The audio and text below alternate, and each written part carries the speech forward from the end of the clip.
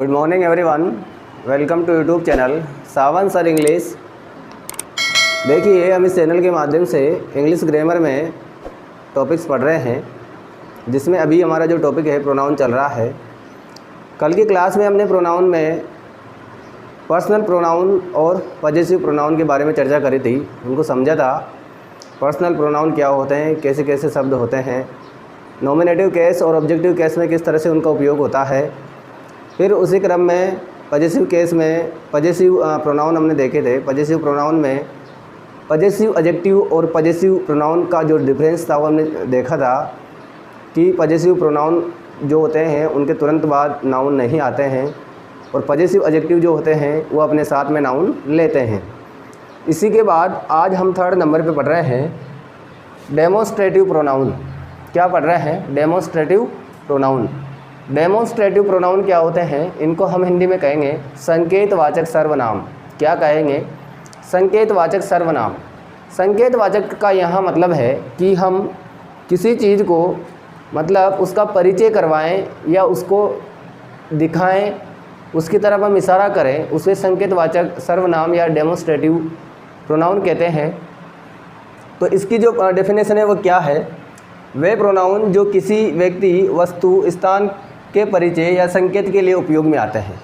कहने का अर्थ है इंग्लिश के ऐसे शब्द जो किसी भी व्यक्ति का परिचय करवाने या किसी भी वस्तु की तरफ संकेत करने, उसको दिखाने, उसका प्रदर्शन करने के अर्थ में जो शब्द काम आते हैं वो क्या कहलाते हैं? पर्सनल प्रोनाउन डेमोन्स्ट्रेटिव प्रोनाउन कहलाते हैं। इसमें कैसे शब्द हैं? देखिए, दिस, दैट, हम इनको जानते हैं पहले से, पर हमें ये पता नहीं है कि सेंटेंस में इनका क्या रोल है।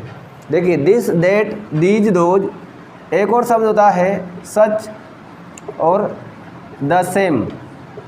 देखो, यहाँ पर मैंने 6 ऐसे शब्द लिखे हैं जो क्या होते हैं, किसी भी सेंटेंस में जब ये आते हैं तो इनका उस सेंटेंस में इनका जो पार्ट होता है वो क्या रोल करता है। This, that, these, those, such, the same अगर किसी सेंटेंस में आते हैं तो वो सेंटेंस में ये क्या है? डेमोन्स्ट्रेटिव प्रोनाउन है। और आपको पता है इनके तुरंत बाद जो है वो वर्ब आती है, कोई नाउन नहीं आता है। अगर इनके तुरंत बाद कोई नाउन आता है इसका मतलब वहाँ पर फिर ये एडजेक्टिव बन जाते हैं। क्या बन जाते हैं? एडजेक्टिव बन जाते हैं। मतलब वहाँ पर ये डेमोन्स्ट्रेटिव एडजेक्टिव कहलाते हैं अगर इनके तुरंत बाद नाउन होता है। और किसी भी सेंटेंस में ये होते हैं और उसके बाद अगर वर्ब होती है तो वहाँ पर ये क्या कहलाते हैं? डेमोन्स्ट्रेटिव प्रोनाउन कहलाते हैं। दिस जो है, दिस का मतलब होता है यह। दैट जो है इसका मतलब होता है वह। दीज का मतलब होता है ये जो दिस होता है इसका प्लूरल होता है दीज। और दैट जो होता है उसका प्लूरल होता है दोज, और इसका मतलब होता है वे। और सच का मतलब होता है ऐसा। द सेम का मतलब होता है समान। ये ऐसे शब्द हैं जो किसी भी सेंटेंस में आते हैं और इनके बाद अगर नाउन होता है तो वहाँ पर ये एडजेक्टिव होते हैं, डेमोन्स्ट्रेटिव एडजेक्टिव। और जहाँ पर ये अकेले आते हैं, इनके तुरंत बाद वर्ब आती है, वहाँ पर ये डेमोन्स्ट्रेटिव प्रोनाउन कहलाते हैं। नेक्स्ट है डिस्ट्रीब्यूटिव प्रोनाउन। क्या है? डिस्ट्रीब्यूटिव। देखो, शब्द क्या है? डिस्ट्रीब्यूट करना। डिस्ट्रीब्यूट का मतलब होता है अलग करना, भिन्न करना। मतलब यहाँ जो वितरण है, वितरण का मतलब है एक जगह से अलग करना, वितरण करना, उसको बांटना। वितरण करना मतलब उसको बांटना। तो देखो, डेमोन्स्ट्रेटिव प्रोनाउन जिसको हम कहेंगे वितरणवाचक सर्वनाम, ये क्या होते हैं? वे प्रोनाउन जो 2 या 2 से अधिक व्यक्तियों या वस्तुओं में से एक को अलग सूचित करने के लिए प्रयुक्त होते हैं। देखो, समझिए क्या है डिस्ट्रीब्यूटिव प्रोनाउन क्या है? कोई भी 2 व्यक्ति या 2 वस्तु है या 2 से अधिक व्यक्ति या वस्तु है, उसमें से किसी एक को अलग बताने के लिए, 2 या 2 से अधिक व्यक्ति या वस्तुओं में से एक को अलग बताने के लिए जो शब्द काम में आते हैं वो क्या कहलाते हैं? डिस्ट्रीब्यूटिव प्रोनाउन कहलाते हैं। फॉर एग्जांपल, मैंने यहाँ 3 शब्द लिखे हैं, ईच, आइदर, नाइदर।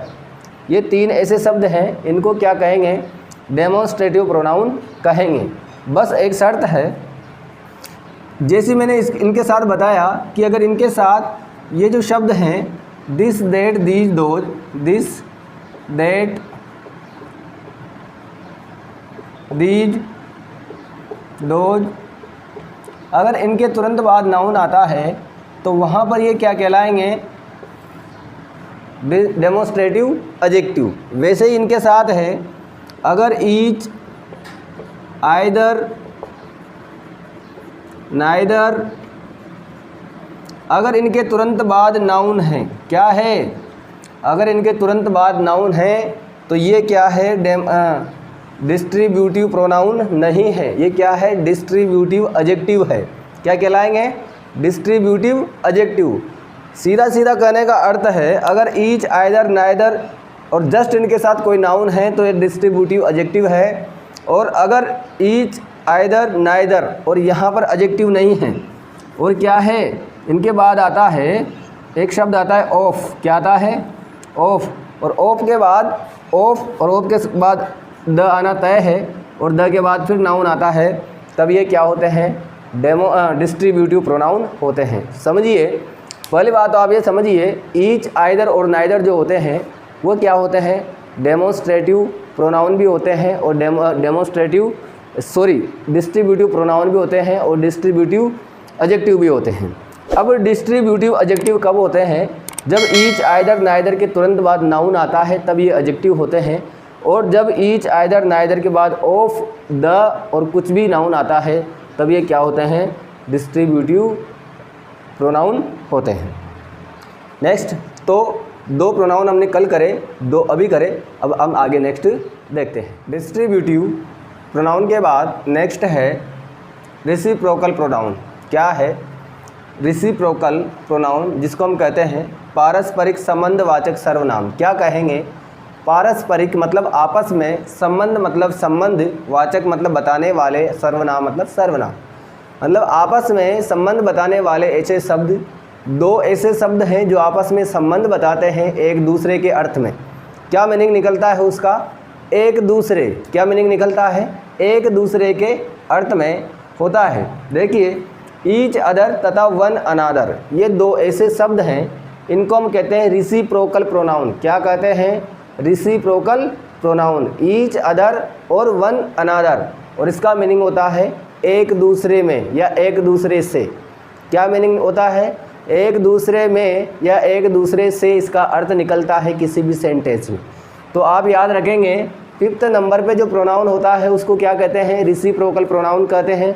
पारस्परिक संबंधवाचक सर्वनाम कौन कौन से होते हैं, ईच अदर, और सेकंड है वन अनादर, ईच अदर और सेकंड है वन अनादर। ये दो ऐसे शब्द हैं जो पारस्परिक संबंध बताते हैं। नेक्स्ट 6 नंबर पे है रिफ्लेक्सिव प्रोनाउन। क्या है रिफ्लेक्सिव प्रोनाउन, रिफ्लेक्सिव मतलब निजवाचक, रिफ्लेक्स मतलब वापस अपने आप में, रिफ्लेक्स का मतलब क्या होता है, अपना प्रतिबिंब, रिफ्लेक्स का मतलब क्या होता है, प्रतिबिंब होता है, मतलब अपने आप के लिए। तो रिफ्लेक्सिव प्रोनाउन को हम कहेंगे निजवाचक सर्वनाम। क्या कहेंगे, निजवाचक सर्वनाम। तो देखो ये क्या होते हैं, वे प्रोनाउंस जिनके अंत में सेल्फ या सेल्व्स, जिसका मीनिंग होता है स्वयं। क्या मीनिंग निकलता है, सेल्फ या सेल्व्स का मतलब स्वयं, जुड़ा रहता है। मतलब वे शब्द, वे प्रोनाउन जिनके लास्ट में, उनके साथ में क्या जुड़े रहते हैं, सेल्फ या सेल्व्स जुड़ा रहता है, और इसका मीनिंग होता है अपने आप को के अर्थ में प्रयोग होता है। जैसे हम कहते हैं माई सेल्फ मतलब मैं स्वयं, माई सेल्फ मतलब मैं स्वयं, आवर सेल्व्स। अब देखो ये सेल्फ और सेल्व्स क्या है, ये सिंगुलर है, ये प्लूरल है। माई सेल्फ क्या है, ये सिंगुलर, आई जो होता है उसका सिंगुलर के लिए है, और आवर सेल्व्स क्या है, ये प्लूरल होता है, वी उसका है, आवर सेल्व्स। एक होता है यूअर सेल्फ, यूअर सेल्फ होता है यू मतलब लिसनर के अर्थ में अगर सिंगुलर है तो, बट यूअर सेल्फ लगभग नहीं आता है, इसकी जगह क्या आता है, यूअर सेल्व्स। क्या आता है, यूअर सेल्व्स। आगे है ही का होता है हिमसेल्फ। क्या होता है, हिमसेल्फ। सी का होता है हर सेल्फ। दे का होता है देमसेल्व्स। क्या होता है, देमसेल्व्स, क्योंकि ये भी प्लूरल होता है। और एक होता है इट, उस इट का होता है इटसेल्फ। क्या होता है, इटसेल्फ। यहाँ पर ये जो 8 जो वर्ड मैंने लिखे हैं, 8 प्रोनाउन लिखे हैं, ये 8 प्रोनाउन क्या कहलाते हैं, ये कहलाते हैं रिफ्लेक्सिव प्रोनाउन। क्या कहलाते हैं, रिफ्लेक्सिव प्रोनाउन कहलाते हैं। हमें केवल इतना समझना है प्रोनाउन में, हम ज़्यादा डीपली नहीं पढ़ रहे हैं, डीपली पढ़ने का एक अलग मैटर है। हम केवल इनको बेसिक इन्फॉर्मेशन इसकी ले रहे हैं कि प्रोनाउन जो है वो क्या होते हैं, प्रोनाउन के कितने प्रकार होते हैं, अगर किसी सेंटेंस में कोई शब्द आ जाता है तो हम उसको कैसे पहचानेंगे कि इसमें कौन सा प्रोनाउन है। हम केवल बेसिक इन्फॉर्मेशन ले रहे हैं, इसको विस्तृत रूप से आगे हम पढ़ेंगे। तो देखो, रिफ्लेक्सिव प्रोनाउन जो है उसको निजवाचक सर्वनाम कहते हैं, और वे प्रोनाउन जिनके अंत में सेल्फ सेल्व्स शब्द जुड़ा रहता है अपने आप को के अर्थ में प्रयोग होता है, जैसे myself, ourselves, yourselves, himself, herself, themselves और इट सेल्फ। ये सभी शब्द क्या हैं? रिफ्लेक्सिव प्रोनाउन है। क्या है? रिफ्लेक्सिव प्रोनाउन है, और इन्हीं को एम्फिसाइजिंग प्रोनाउन भी कहते हैं। आगे हम पढ़ेंगे एम्फिसाइजिंग प्रोनाउन, तो उसमें भी यही आते हैं, उसमें भी यही आते हैं। तो अभी हमने दो और देखे हैं, दो पहले अभी देखे थे, रेसिप्रोकल प्रोनाउन और रिफ्लेक्सिव प्रोनाउन। अब आप आगे नेक्स्ट देखते हैं एम्पैथेटिक प्रोनाउन, जिनको हम कहेंगे दबाव सूचक सर्वनाम। क्या कहेंगे? दबाव सूचक सर्वनाम। दबाव का मतलब है किसी भी चीज़ के ऊपर जोर देना। क्या देना? जोर देना, मतलब उसको हाईलाइट करना। जोर देने का अर्थ क्या है? उसको हाईलाइट करना। दबाव का मतलब कोई चीज़ रखकर उसको दबाने से नहीं है। दबाव का मतलब क्या है? उसको हाईलाइट करना, उस पर जोर देना। तो देखो, एम्पैथेटिक प्रोनाउन जो है जिसको दबाव सूचक सर्वनाम कहते हैं, इन प्रोनाउन का प्रयोग जब कर्ता को जोर देने के अर्थ में होता है। जब कर्ता को हम क्या करते हैं? हाईलाइट करना चाहते हैं, उसको उसके ऊपर जोर देते हैं, तब होता है। और ये प्रोनाउन कौन होते हैं? जैसा अभी हमने जस्ट इसके पहले पढ़ा है, इसके जस्ट पहले जो हमने पढ़ा है रिफ्लेक्सिव प्रोनाउन, वही सारे एम्पैथेटिक प्रोनाउन होते हैं। जैसे हमने अभी देखा था ना, कौन से? जैसे माई सेल्फ, आवर सेल्व्स, फिर आगे है yourself, your selves,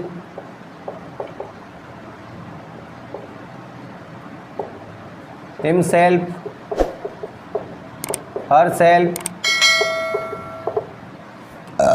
them salvage. क्या है? देम सेल्वेज, और लास्ट में है इट सेल्फ।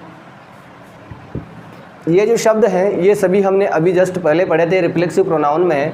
और ये शब्द जब जोर देने के अर्थ में अगर आते हैं, प्रयुक्त होते हैं किसी सेंटेंस में, तो वहाँ पर ये क्या कहलाते हैं? एम्पैथेटिक प्रोनाउन या एम्फेसाइजिंग प्रोनाउन कहलाते हैं। नेक्स्ट है इंडेफिनेट प्रोनाउन। इंडेफिनेट प्रोनाउन का अर्थ है जब किसी भी सेंटेंस में कोई सब्जेक्ट है या ऑब्जेक्ट है वो डेफिनेट नहीं है, अननोन है। क्या है वो? अननोन है, बट उसको हम मतलब उसका नाम हमें पता नहीं है, इसलिए हम उसको किसी और शब्द से उसका इंट्रोड्यूस कराते हैं, तो वो जो शब्द होता है वो क्या कहलाता है? इंडेफिनेट प्रोनाउन कहलाता है, जिसको हम हिंदी में कहते हैं अनिश्चयवाचक सर्वनाम। जब वाक्य का सब्जेक्ट या ऑब्जेक्ट इंडेफिनेट हो तब इनका प्रयोग होता है। इंडेफिनेट प्रोनाउन का प्रयोग कहाँ होता है? जब वाक्य का सब्जेक्ट ऑब्जेक्ट क्या हो? इंडेफिनेट हो, अनिश्चित हो, वहाँ पर इसका प्रयोग होता है। अब कौन कौन से ऐसे शब्द हैं जो इंडेफिनेट प्रोनाउन कहलाते हैं? देखिए, जैसे समवन। क्या है? Someone, somebody, something.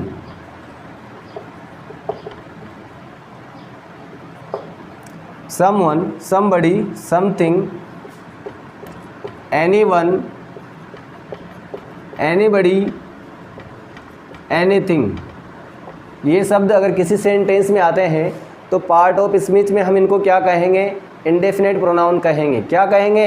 Indefinite pronoun कहेंगे। आगे है एवरीवन, एवरीबडी, एवरीथिंग।